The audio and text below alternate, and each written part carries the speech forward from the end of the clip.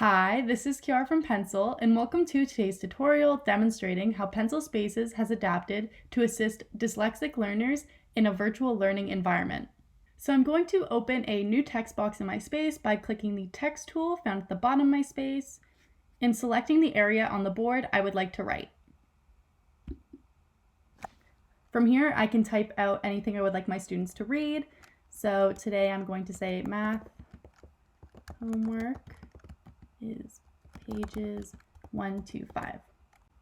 So once I have this all typed out, I can now go ahead and change the font. So if you go to the font options we have within this space, you can see that we have a font called Open Dyslexic. So this helps dyslexic readers have a better time reading the text. So I'm just going to select this font. And now if I have dyslexic students in my classroom, they will have an easier time reading what I put on the board. Thank you for watching today's tutorial. I hope you found it helpful. If you have any further questions, please feel free to click the help button found at the top right-hand side of your screen.